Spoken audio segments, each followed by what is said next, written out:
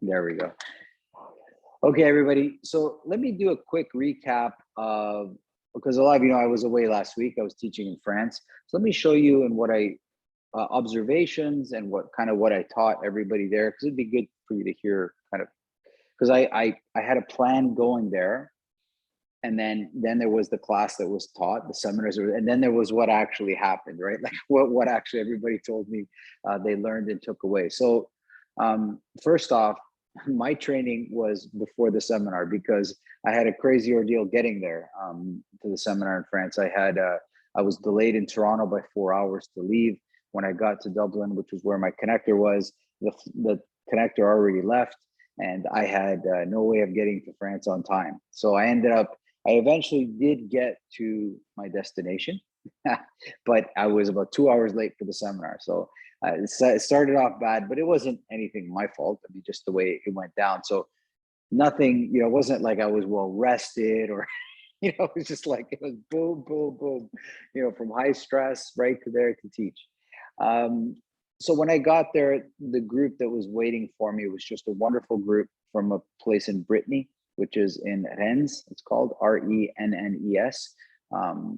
Wonderful school, Benoit's school, if you guys know Benoit Hoare. Great instructor, trained with me at Fight Club and for a long time.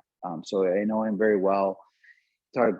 He's got a great group over there. It was about, I guess, 60 students were waiting for me. And you could just see that nobody had seen anybody, meaning it's been 3 years since anybody had an actual seminar, right? They had it with their own instructor. And I think one of the hallmarks of attending seminars is that you see, it's not that you're looking for anything new, because there's not that much new, right? I mean, you would have seen it now on social media or on some sort of platform. You'd see what people are doing, but it's the voice and it's the way the content is woven together that is maybe more important than the actual content that's there.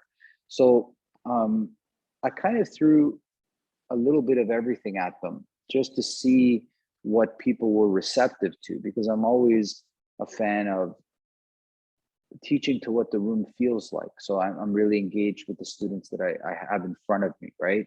I throw things out and see what they take to naturally, and we kind of teach that way. So I gave a little bit of mental training, a little bit of physical training, a little bit of technique, just in terms of to see where people's head was at. And they really took to the deeper side of Systema in terms of the mental training. I think that maybe because of the environment of like pandemic and all the chaos that's going along the world, I think people are mentally stressed. So I think they really enjoyed that idea of Systema, kind of seeing that perspective. I went with was that the most important thing that I see people not doing is making decisions. Okay, and that sounds funny, but when you actually look at the concept of a decision, when you make one, that's the most powerful thing. Okay, and decisions in and of themselves can be hugely powerful, but people rarely look at how powerful a decision can be. Forget about right or wrong, that's irrelevant. The fact that you make a decision is super important, right? And we're talking about making decisions about everything. Why am I training? Why am I training today? What do I hope to get out of today? What is the type of martial artist I want to be? What's your decision?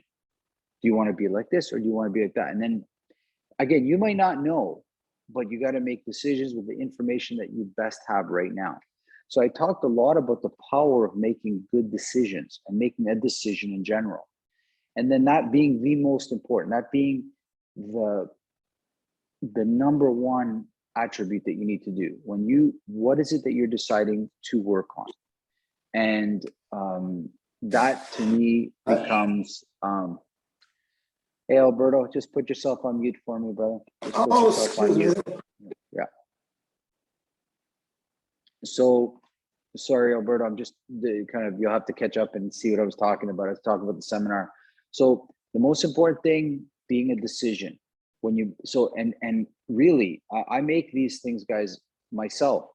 So I make a decision before I come to class. What do I want to teach? I make those decisions. Now, that doesn't mean I can't change my mind. Of course I can change my mind, but I make a decision. I want to be the best possible teacher I can today. That's a decision I make, not just to show up. I'm talking to be the best possible teacher that day. I'm rested, I'm well fed, I've got nutrition, I'm reading, I'm writing, I'm in the best possible headspace. That's a decision I make as a teacher. Not everybody does that. I can tell you I do, right? I make that decision. And then when I make the decision, I also make the decision to be able to change in the class. So I explain to him about all the decisions we have to make, right? Just no different than a kid. He sees, he goes to high school, he sees the kids doing drugs, he sees the kids not going to class, he sees the kids studying. You make a decision as to what you want to do every day.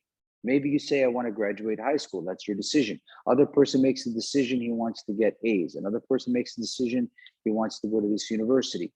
Whatever decision you make, you have long-term decisions and daily decisions. Okay, so literally make those. Even within training, I look at a partner that I'm working with, because in Systema, you get different partners, right? I make a decision as what is possible with this partner. Each partner has what's possible. I mean, some partners, if they can't move and they can't breathe and they're super aggressive, that's fine. That's who they are at that point. Maybe they're brand new.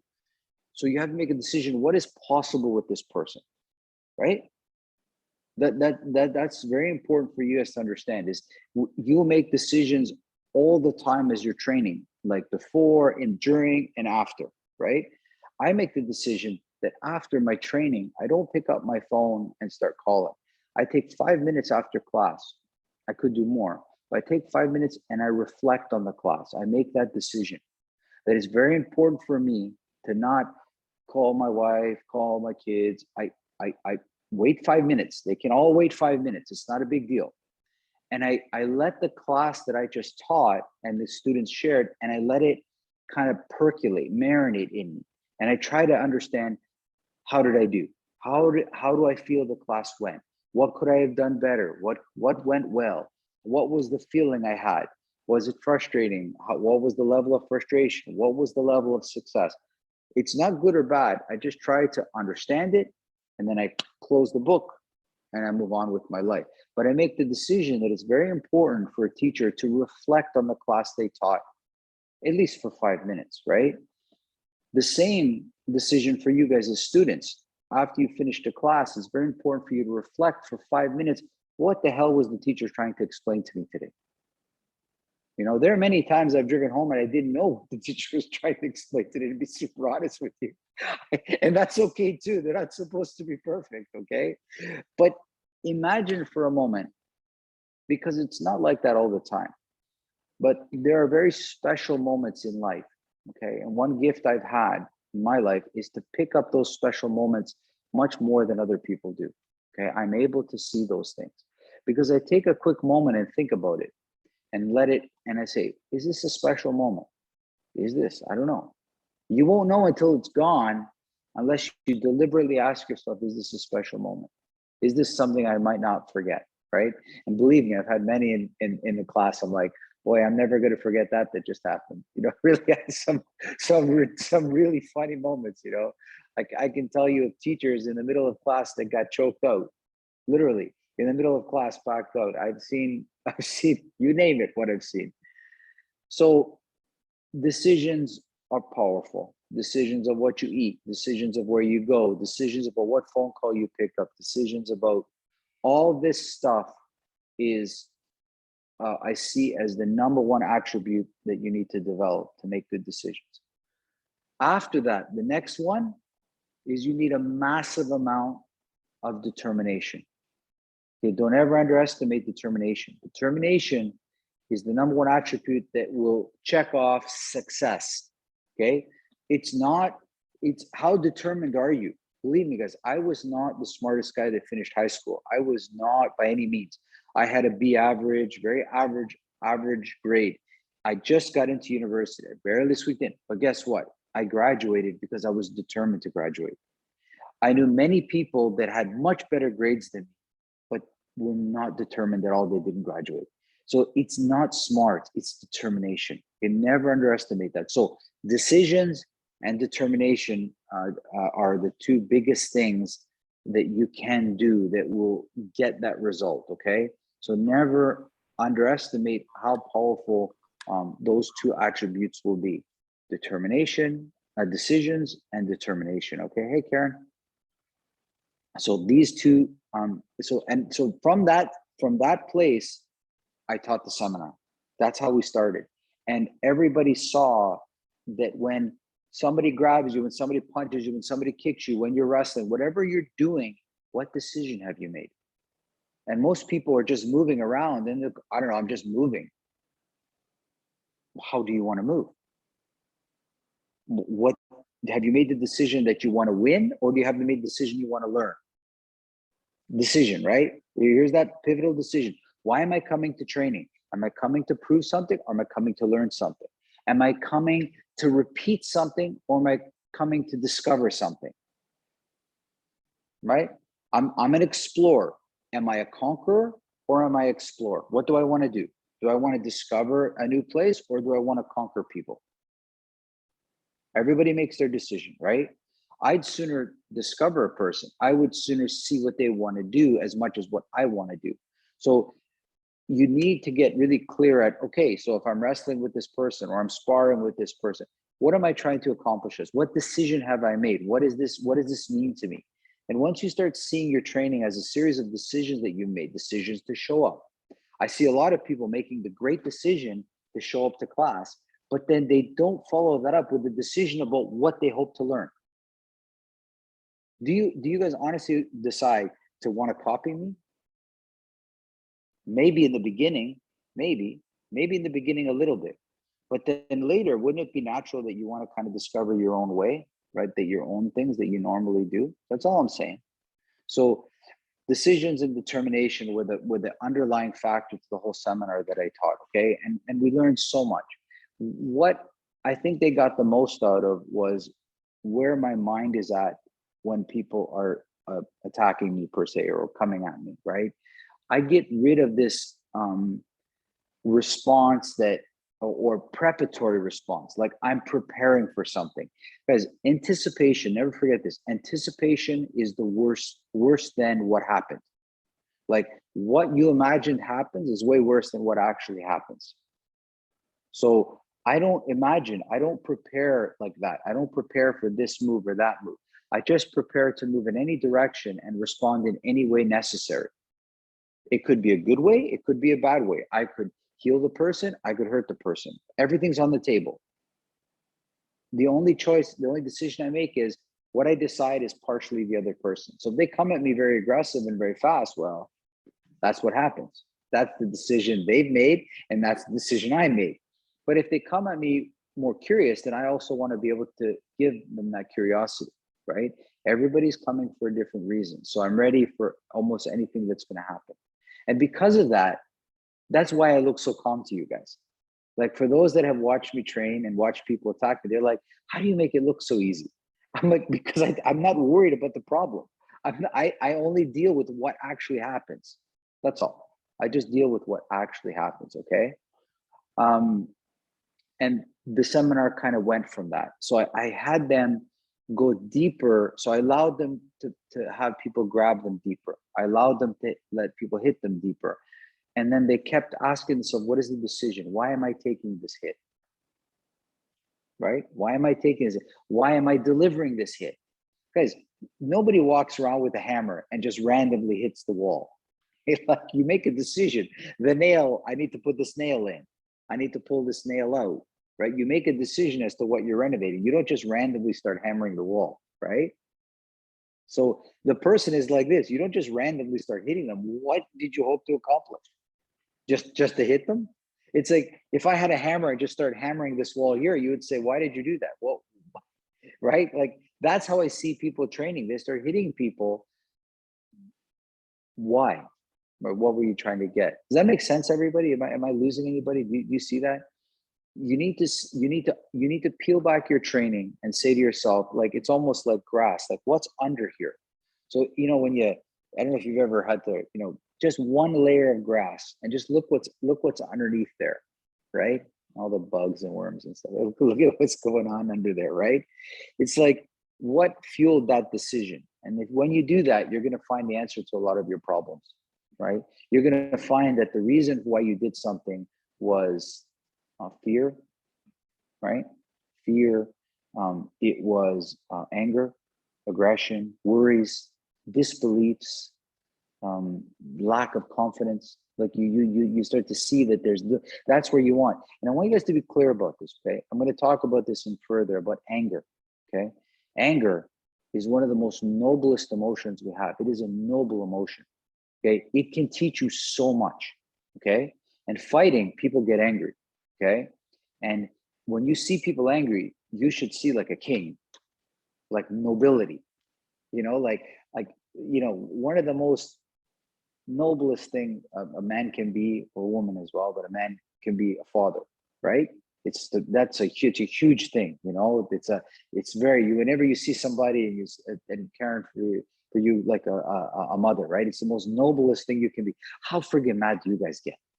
Like, right, how mad do you get? Okay, it is the anger of a parent is the most noble anger ever. The whole C parts for an angry father. Like, I don't care who you are, when there's an angry father coming down the way, it doesn't matter. The baddest BJJ guy in the world, the biggest boxer, he'll separate, he'll stop. He'll be like, okay, that's a father's. So anger is noble. The problem is that you have to be ready to learn from it the way it is. It teaches you so much, and that's what's good about it. But so much of what Systema does with breathing and relaxation allows us to take anger from a 10 out of 10 and bring it to like an 8 or a 7, so that we can just learn from anger. We can't learn at a 10 out of 10. You can't learn, it's too high. 10 out of 10 is when you're punching somebody out. Okay, I need to bring it down. I need to bring it down somewhere just before I'm about to, do something stupid, and be able to kind of understand what it's trying to teach me about myself. Okay, so that's the beauty of Systema's ability to breathe and move and just bring down emotions to a place where we can actually learn from them as a teacher, right? You guys ever remember that thing that I think it was Michael said it, where he goes, your best teacher is somebody that really wants to beat you up, right? You've heard that.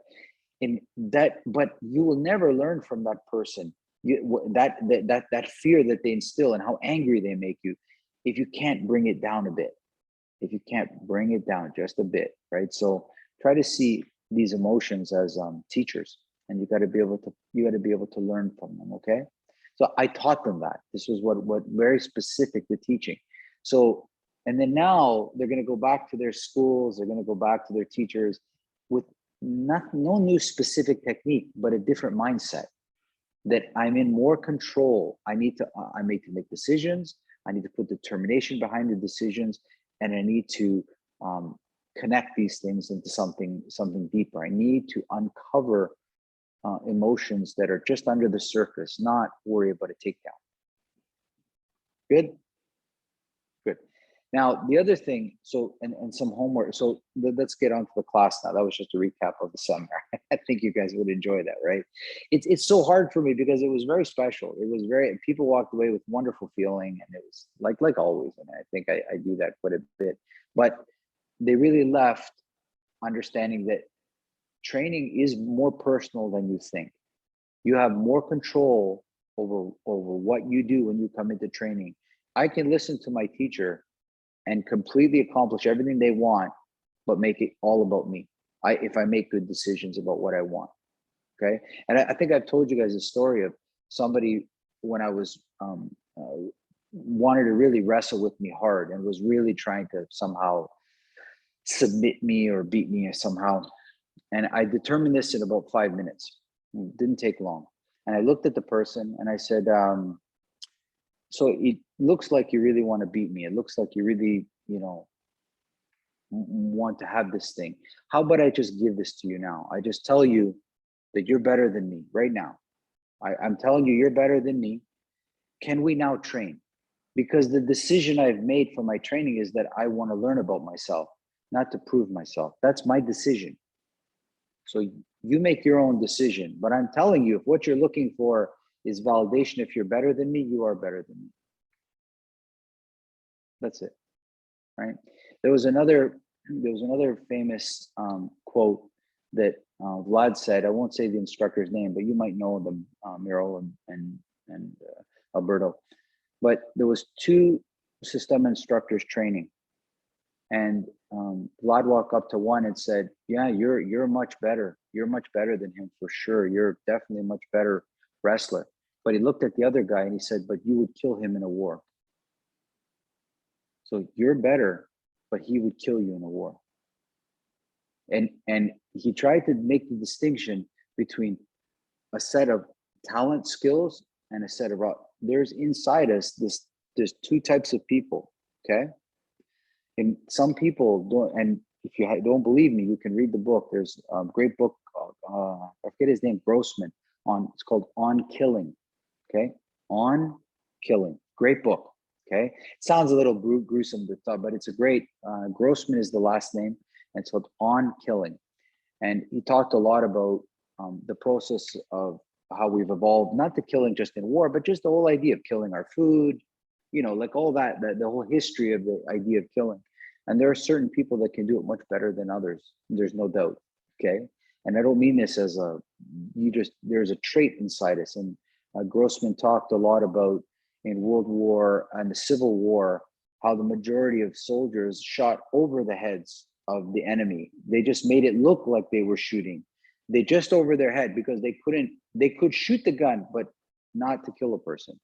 And that's the truth for the majority of military. There's only a small percentage of soldiers that actually can kill. The rest just make it look like they do. They fire towards, but not right on target. But nobody can tell unless you're behind the barrel of that gun. Okay, and he was very right. The person he was with was super dangerous, and he could definitely kill, but he was not a sportsman. So one guy could beat him, the other person would kill him. You see the difference? You see that there is a big difference. Don't ever dispute the two. So they understood that there's a lot going on underneath the surface of us. Okay, so we'll leave it like that. That's where the seminar went, and I think people went home with a lot of great information. What I've been working on, okay, since I've been back, right? I'm looking, and I've got this little thing in my hand. I don't know if you guys can see it. So this is a new type of guitar pick. No, I'm joking. It's a jade. I think it's made of some sort of stone. It's just some sort of stone, I guess. You can see the size of it compared to my hand. It's roughly the size of my hand. It's got some interesting shapes and stuff. But what it's used for massage, scraping massage. Okay.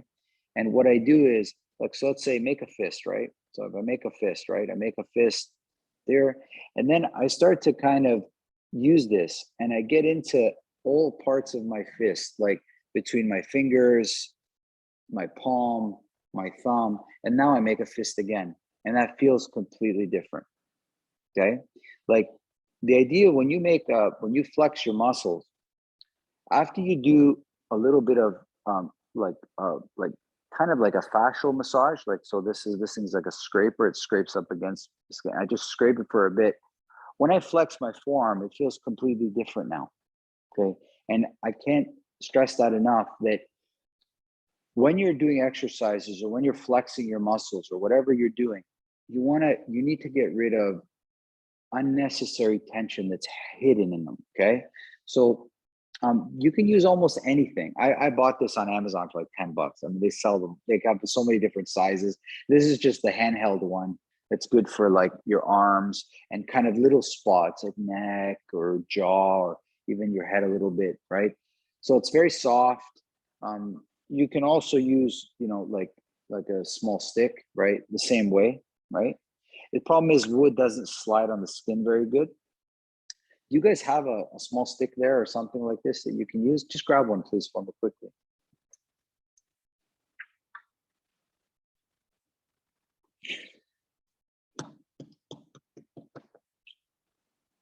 Yeah. So just, grab it like with a little bit of an end, right? And just slowly, not hard, very lightly touch your skin. Look, it's very light, like just like you're rubbing the hair. Okay. So it's like you're really just touching the skin. I'm not pushing hard. I'm just touching the skin in my forearm, right? And then slowly I start to push harder, getting into the muscle. So I start with the skin, And then I start to get into the kind of muscles of my arm.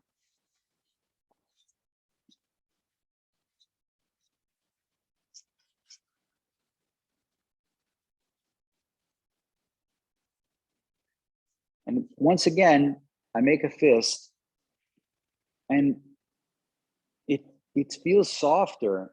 And I don't know, I don't want to put words in your mouth, but for me, I feel like my muscles are flexing, but they haven't locked my bones. Like, you know, if you hold a like a forearm very tight, it locks the bones as well, right? So I would do this with my entire body. So if I'm punching, if I'm studying strikes, before I start studying my strikes, I study how to make a fist, like I make it without, and then I start to work on my arm, right? I start to actually, my whole arm, I'll actually try to get rid of any tension that exists either in the skin or in the fascia or in the muscles. So I'm trying not necessarily to use for a massage because it feels nice. I mean, it does feel nice, but my main goal is to, when I make a fist, that it feels fuller, but it doesn't feel tenser. Do you guys feel that? Can you, if you feel that now when you try it? Yeah. So, and you can do it between your fingers because there's lots of tension between the fingers. You can poke into your hands. You can get into the muscles of the bones and the muscles of the arm, and just kind of really work this area. And then after a couple of minutes, right, make a fist. And you'll see that you have the fist, but you don't have the tension with it. It feels very comfortable. It feels like a nice grab or a nice fist. It doesn't, it's like I've gotten rid of the aggression. I've gotten rid of the tension of it, right? Especially when it comes to the hands, okay? The big thing is when you grab, okay? I talked about this yesterday in class. When you grab something, you need to grab the thing, but not yourself. This is important, right? So what I mean by this is, if you just stay for a second, open your hands up, just like that. Just open them, okay? Give yourself a big hug, squeeze tight. That's what people look like to me when they wrestle. It's like they grab the person, but they really lock themselves. Like it's like they're trapped. The idea when you grab somebody is to grab them, not yourself. That makes sense? Like when I grab the stick, I'm grabbing the stick. I don't lock myself. I don't lock my shoulders and my bones. Like I just grab the stick, and I can let go at any time I want. Okay. What you'll realize, what I showed everybody yesterday, was that when I grab, I don't always grab with all my fingers. It's like this, or like this, or like this, or like this. I'm always like, when I'm grabbing something, if I don't need to use 4 fingers, I just rest 2. If I don't need these 2, or this, or this, I'm always playing with my grip as to what is necessary. I'm not trying to, I want the least amount I need to hold on, right? The least amount I need to hold on, okay? And this is important because that means that you're aware of how much pressure you put on something. If it requires 5 pounds of pressure for me to hold this stick, then I need to be at 5.2, not 10, and I have to let go 5 to let go of this thing. Does that make sense?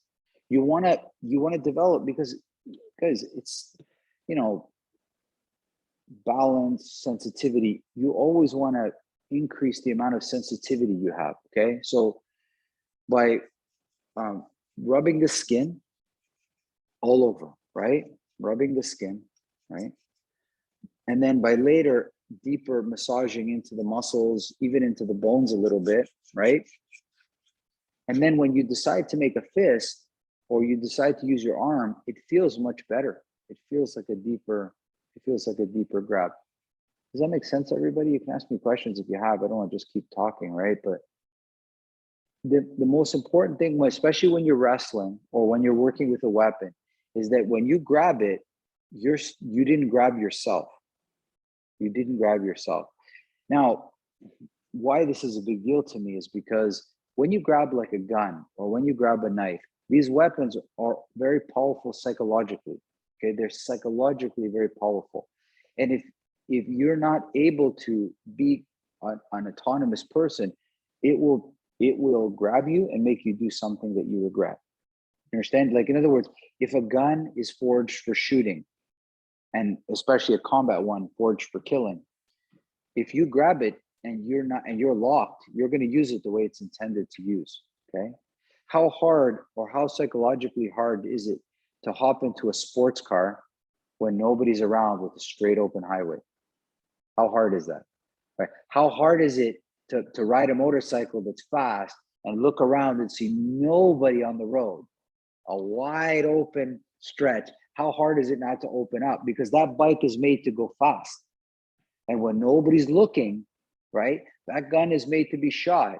And when you know what I mean? Like, so you need to be, so when you grab something, you need to be not locked to this thing, not locked to this thing at all. In other words, I'm holding it, but I'm not holding it with like so much tension that it activates fear response in my head. Like I'm holding on for my life. I'm in control. I'm holding it just with the amount that I need to hold, right? Just with the amount that I need to hold in all kinds of different ways, right? I'm holding it. So I do that with my arms. And lately I've been working with this thing, like I showed you, because it's just a little bit smaller. And I've been getting into like the small parts of my bone, like here into my hands, like in between, like right in between. Like I'm like in this part, like this digit right in there. I'm looking for like right above the cuticle, right? And I'm working like with this stuff. And then when I grab somebody, there's no bad thought with it. There's no like, I've got you, or I'm gonna hurt you. I'm just holding you. It's such a different feel. So again, it's like a jade stone, some sort of, it has a smooth edge, and it moves really well in small spots, small spaces, right around. But the only reason wood is not as good is it doesn't slide well. The stone slides a lot nicer. Okay, so I would look for it first in my arms, okay, and then I would study punches, or I would study wrestling. And I would make sure that anytime I grabbed somebody, I wasn't locked. And anytime people grabbed me, I also wasn't locked. I can also move, right? Because just because the guy hops on top of the bull, he didn't lock the bull. The bull is going to throw you off. Like you're going for a ride. Okay. When somebody grabs you, you can take them for a ride. Okay. Like you're not. So remember that. So whether you grab somebody, don't lock yourself. And when people grab you, it still didn't lock you. It still cannot lock you, right? You have to at one level see that when I've watched enough police officers try to take a guy down, it takes at least 2 or 3 to handle one person. You guys have to understand that it's very difficult for one person to control you, right? Especially if you're relaxed and can move, right? It's very difficult, right? So relax a little bit. Like, why do people, when they get grabbed, think it's all going to be finished? Right? You have many more options, right? So try to see those things. So I would take stuff like sticks, and I would recommend for all of you guys is just to how many of you type a lot? I'm sure a lot of you type, right? Alberto, you're just retired, so you're just living the life. So, but for those of us that have to type a lot, right? I want you for just 5 minutes just to do this, okay? Like before you, and just like this, just with your fingers, and then start to type. Watch what happens. Like your whole hands will be so much softer, right? You see them, you won't hit that enter key in the, you won't hit the space bar so hard. You'll have like light fingers, right? Everything will be very soft, right? What ends up happening is tension comes into our hands, to wrist, and ends up in our shoulders. That's where it ends up during the day. We're kind of like this, okay? So you can really see it like this. Now,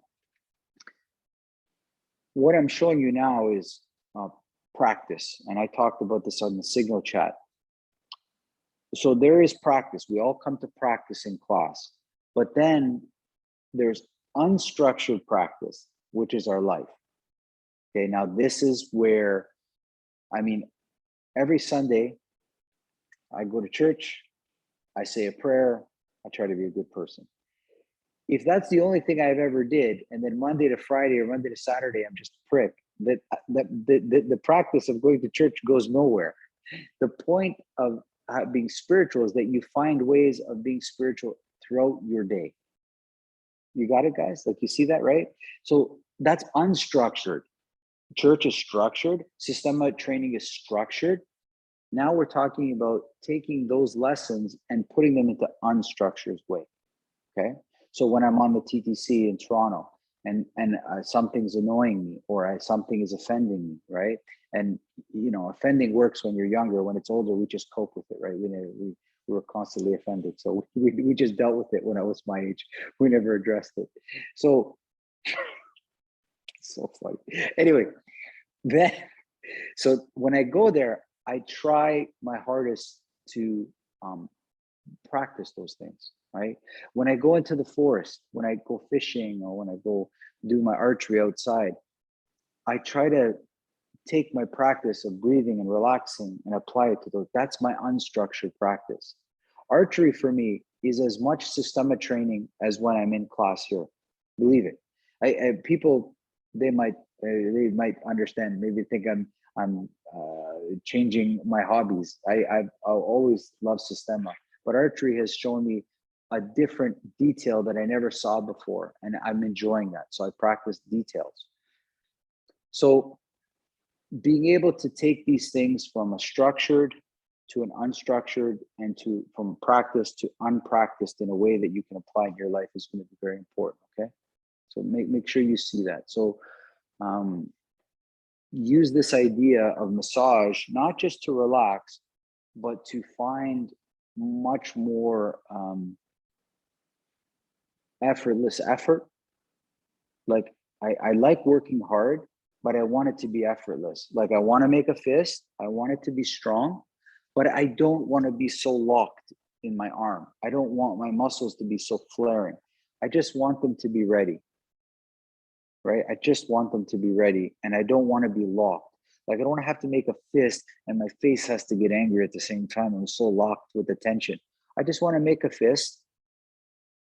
In my mind, I'm ready to use it, but I'm not locked. I could put it down as fast as I could. As fast as I could, like this, right? It is in no way impedes me whatsoever, okay? I'm not locked to this idea. Some of you have seen me on some of the social media. You guys know I like smoking a cigar once in a while. It's been something I've done forever. There are so many times I walk with a cigar in my pocket right here, and I never touch it because it wasn't the right time. It wasn't the right place. It wasn't the right time. I am not locked to that thing. I can say no. I haven't smoked one in months. It went from too cold to too hot now. It's just not enjoyable either way. I want it to be enjoyable. I'm the same with alcohol. I'm the same with food, right? I'm not locked to things, okay? I can fast and not eat, or I can eat really good, right? If the food's great, I'm eating. If the food's shit, I'm not eating. That's it. I'm not saving it, right? A while ago, Karen made me some of these chips. She made me this, what are the plantains, right? And she makes these amazing spicy, like, plantain chips, okay? And she gave them, and I wanted to eat them, but it wasn't the right time. I saved them for the airport when I was starving and I felt like them, and I said, and I ate them all. Everything has the right time at the right way. And I'm so in tune with that stuff, right? I want to be able to make a fist in the right way, that it doesn't lock me. I'm ready to use it, but if I don't want to use it, I can put it down just as easily. I want to be able to turn to somebody and as quick and say, fuck you, man. Be able to do that quick. In the same moment, say, I'm sorry. You can go like that. But I can say, I'm sorry. I'm so not locked to this thing. I allow myself to be angry. I allow myself to form a fist, but I will not allow it to be locked. Right? I'm not doing that. I don't need to. It's unnecessary. It's too much. It's too much for everybody, right? So I'll wrestle with somebody really good, but I'm not locking myself. Not for the extra 5% or 10% effort that I get a gain to prove something. Because that extra 10%, you know what that's about? That extra 10% is ego. That's what that extra 10% is. When you try just a little too hard, That's the difference between the ass licker and the person that want. You know what I mean? Like that guy at the office that just trying just a little too hard. Why? What are you trying to prove? What's the difference? What is the difference? What are you trying to prove? Right? Does that make sense, guys? Are good? So decisions with determination, and then taking like a stick or a jade stone and going after your skin, muscle, tension, and then saying, okay, now how's my fist? Like I have punched a bag like 10 times in a row, tons of tension. And then I kind of did this for 5 minutes. And then when I hit the bag, I was amazed that I could hit the bag with 80 to 90% of the power, but I felt so much different. I felt so much happier, right? And you realize that extra 10% that you were trying so hard for is the bad part, right? Is the bad part, right? That's what's incredible, right? That's really, really powerful. Right? How many of you have friends that eat too much? They overeat. They just eat too. Maybe they just eat too much. So this is the trick for them: get them to leave 20% of the food on their plate without eating it. You can eat 80%, but you have to leave 20. You have to leave some food on that plate. Because in those people that overeat have this idea that they're starving, that they will starve if they don't eat all their food, that they might not have another meal. When you teach them to start leaving a little bit of food on the table and on the plate, guys, I came from a group where you didn't leave any food; it was gone. You even if you were full, you ate all the food. That's just the way it was, right? When you leave a little bit of food on your plate, you're telling yourself you're good, you're not starving, and all of a sudden you change from eating everything to saving some on your plate and stopping the overeating. Until they stop the overeating, right? So it's a very subtle thing. When you teach somebody that they don't have to go to full max effort, they don't have to lock their bones and lock their arms, they get a lot more learning out of their systemic training. They get a lot more out of it. Okay.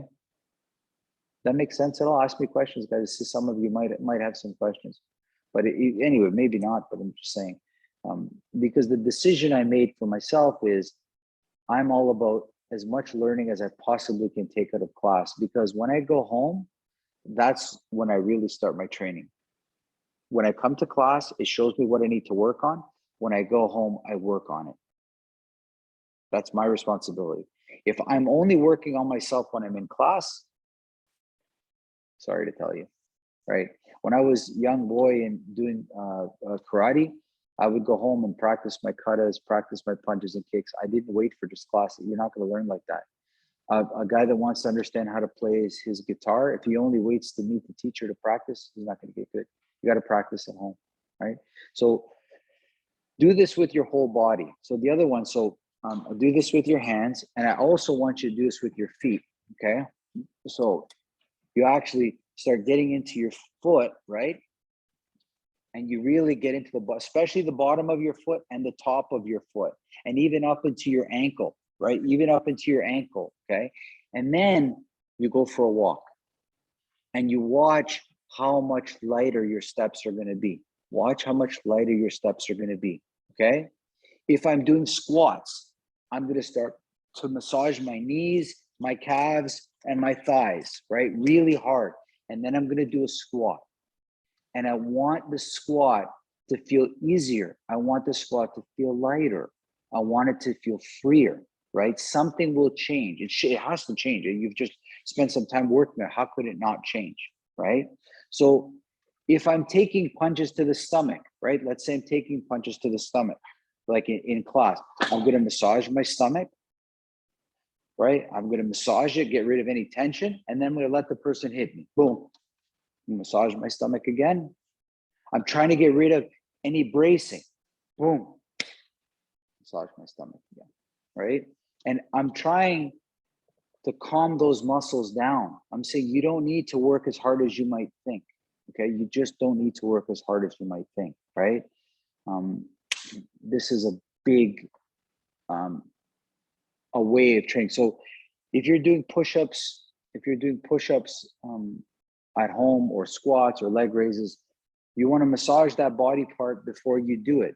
And you want to take breaks. If I do 10 push-ups, then maybe I massage my chest, massage my arms, and then try that push-up again. And I'm looking for the push-up to become lighter, right?